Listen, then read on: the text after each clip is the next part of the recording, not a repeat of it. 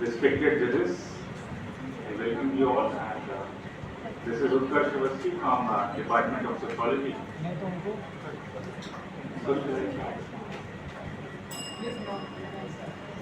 Imagine a world where every essential service means, if I take example, healthcare, finance, and education, enhanced by choice, quality, and empowerment.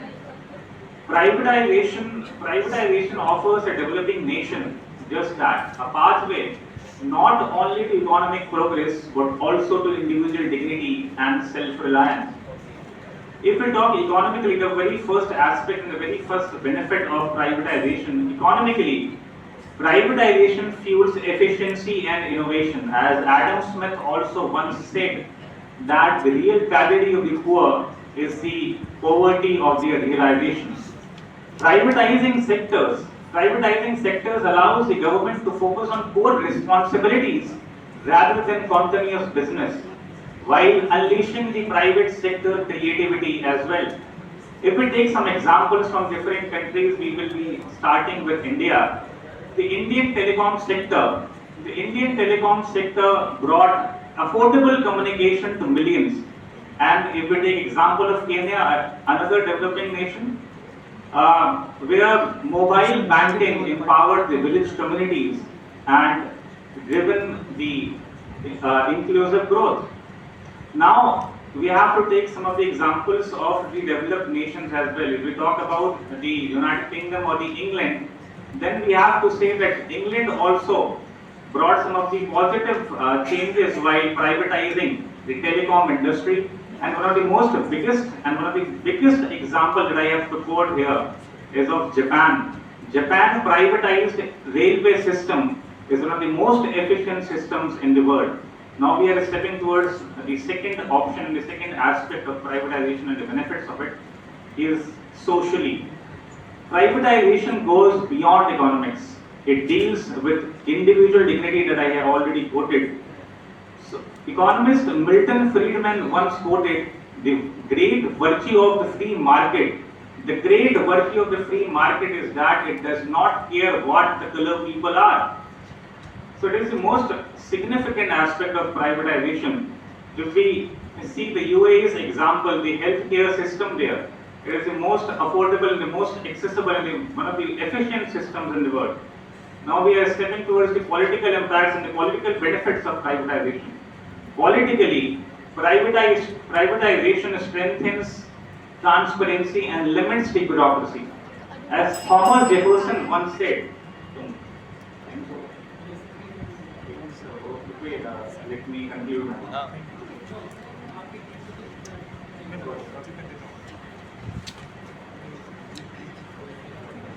So now I request that Chanakya team who is against, please send your one representative to represent you.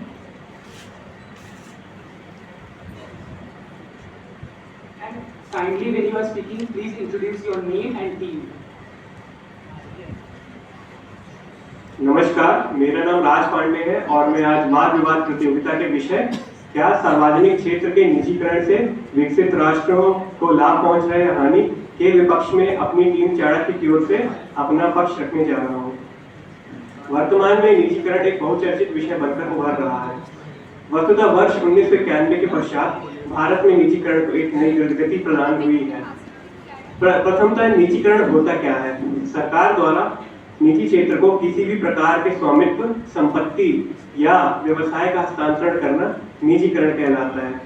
आर्थिक सुधारों के परिप्रेक्ष्य में निजीकरण सरकारी उद्यमों को अधिक से अधिक निजी क्षेत्र को प्रदान करके उनकी अर्थव्यवस्था सुधारने के लिए किया जाता है, जिसमें उनके एक हिस्से या उनको पूरी तरीके से निजी क्षेत्र को बेच दिया जाता है। किंतु विगत कुछ वर्षों में भारत जैसे विकासशील राष्ट्रों में निजीकृत हुए कुछ संस्थाओं के संदर्भ में देखा जाए तो यह पूर्णतः लाभदायक प्रतीत बिल्कुल नहीं हो रहा है, क्योंकि निजीकरण का उपयोग सरकारी उपक्रमों को निरंतर घाटे में जाने से रोकने के बजाय उनमें संरचनात्मक सुधारों एवं भौतिक प्रदर्शन उन्नत करने की दृष्टि से होना चाहिए। एवं लोकहित की दृष्टि से देखा जाए तो निजीकरण पूर्णतः हानिकारक प्रतीत हो रहा है, जिसे मैं 5 प्रमुख बिंदुओं के माध्यम से सत्यापित करने का प्रयास करूंगा। प्रथम, निजीकरण की प्रक्रिया की सबसे बड़ी चुनौती यह है कि यह संघ के माध्यम से श्रमिकों की ओर से होने वाले कड़े विरोध का कारण बनता है, जिसमें वे बड़े पैमाने पर प्रबंधन, कार्य संस्कृति, कार्यभार व वेतन में होने वाले परिवर्तनों से भयभीत होते हैं। दूसरा, सरकारी उपक्रमों या सार्वजनिक संस्थानों के निजीकरण के पश्चात निजी निकायों की परिसंपत्ति का पूर्ण उपयोग सार्वजनिक कार्यों या जन सामान्य की सेवाओं के लिए कदापि नहीं किया जा सकता।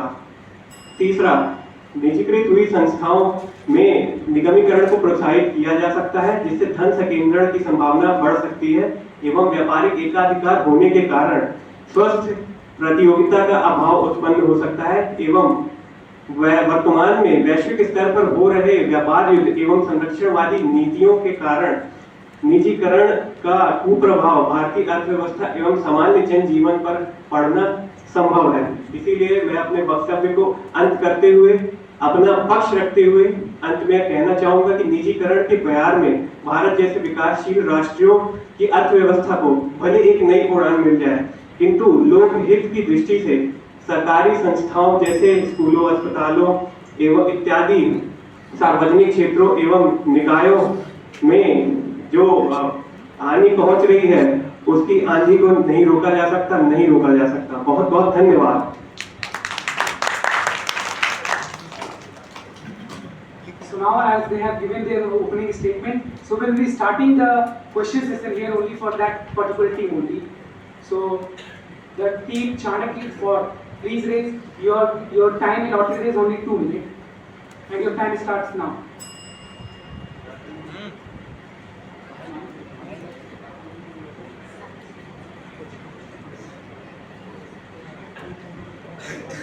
Okay, your time starts now.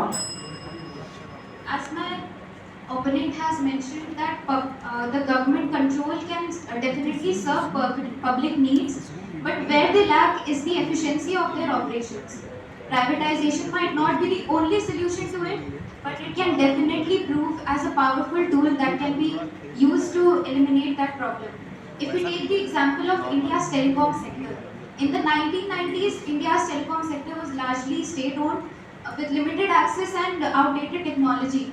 But after privatization, it has transformed completely, wherein now 95%, it has achieved a 95% network coverage and over 1 billion connections currently.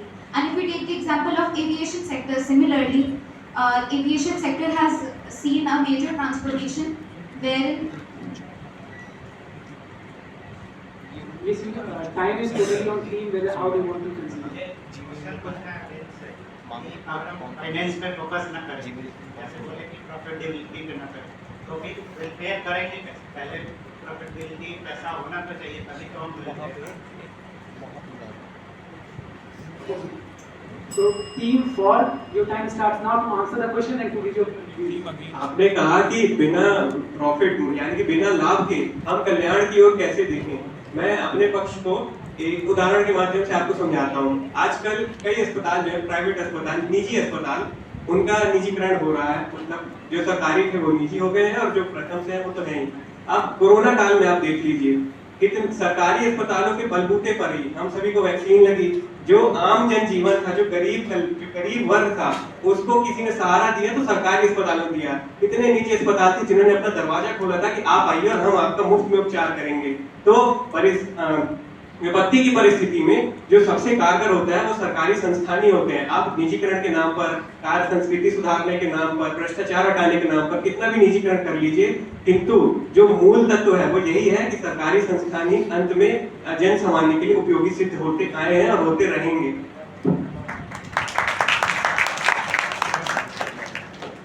अभी हमें फॉर द मोशन के स्पीच में हमने सुना कि इन्होंने बताया इंडिविजुअल डिग्निटी। मैं बताना चाहता हूं, जो प्राइवेट कंपनी होती है, क्या वो रिजर्वेशन देने का वादा करेंगी? क्या जो हमारा निचला समाज है, क्या वो कैपेबल हो पाएगा? जो हमारी गवर्नमेंट के लिए किसी वैकेंसी के लिए जब हम अप्लाई करते हैं तो वो रिजर्वेशन अप्लाई करते हैं, पर क्या प्राइवेट कंपनी भी रिजर्वेशन देंगी?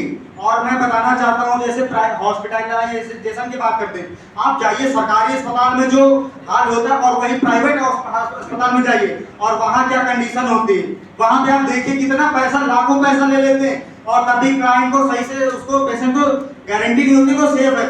और इतना ही टेलीकॉम कंपनी और जो प्राइवेटाइजेशन की बात करते हैं ना, आप देखिए जो टेलीकॉम कंपनीज जो है, आज इंडिया के पास खुद का चिप, टेलीकॉम चिप बनाने की पावर नहीं, कैमरा टेलीकॉम जैसी कंपनी बना नहीं सकती, और वो प्राइवेटाइजेशन की बात करें, क्या उसका अधिकार नहीं दिया गया?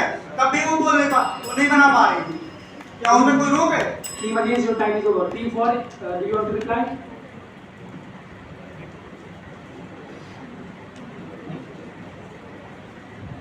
Your time start now. Covid का बात करके बताया गया कि सिर्फ विपत्ति के समय में गवर्नमेंट ही है, लेकिन 364 दिन तक सिर्फ एक दिन गवर्नमेंट है। हम इतने पैसे कहाँ से आएंगे? हर एक बार में बांट लेंगे। एक चीज मैं और कहना चाहूँगा कि जो अगर हम if we talk about vaccine, तो India has produced the vaccine serum institute which is a private institute, and that vaccine was distributed with a regional country. And second for the fact that the best state which provided the healthcare today is Kerala, and that model is majorly private sector, and the most number of cases were being reported from Kerala. The main reason was that the testing was done of that state. Team for, do you want to, team against, do you want to reply? मैं आपको बताना चाहता हूँ, जिस vaccine की आप बात कर रहे हैं उस वैक्सीन को अभी हमने देखा कि उस वैक्सीन कितनी हार्मफुल है, वो कितना हार्मफुल इम्पैक्ट आई है इसका भी आपने डेटा देखा, और उसको अभी साबित भी किया गया है कि वो कितनी हार्मफुल है, उसका हार्मफुल इम्पैक्ट कितना कर रही है, और इसका क्या प्रूफ है नहीं, और हमने देखा कि और इसका क्या गवर्नमेंट रिस्पॉन्स देगी जिसने बनाया है? बताइए।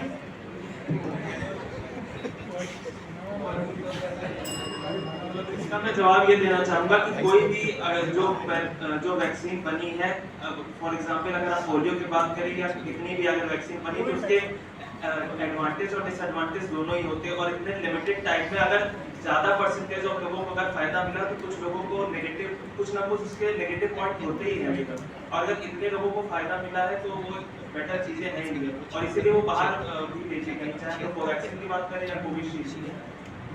Now both the team are given 2 minutes to counter each other argument. Then we will move to next team. You can note down your question. You can answer in rebuttal round. Only 2 minutes. Your time starts now.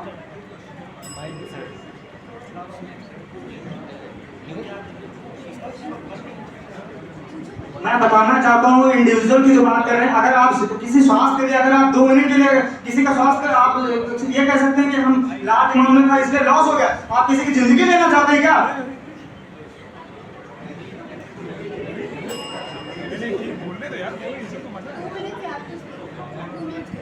चलिए दृष्टिकोण का थोड़ा सा विस्तार करते हैं और vaccine से ऊपर उठते हैं। अभी हाल ही में दूरसंचार विभाग को देख लीजिए, जियो की जो कंपनी है उसने अपने रिचार्ज के दाम बढ़ा दिए। अब मान लीजिए पूर्ण रूप से स्पेक्ट्रम जो आवंटित होता है किसी भी क्षेत्र में, अगर उसका निजीकरण कर दिया जाता तो जियो अपने मुनाफे के लिए पूरे स्पेक्ट्रम पे अपने आवंटन के लिए अपना दावा ठोक देता है। लेकिन सरकार ने कहा है कि जो भी कंपनी आएगी इसमें वो सबसे बढ़िया उपभोक्ताओं को सेवाएं प्रदान करेगी, उसको स्पेक्ट्रम आवंटित होगा बिना किसी स्वार्थ के। अब इस संदर्भ में अमेरिका की जो स्टारलिंक कंपनी है वो भी भारत आना चाहती है।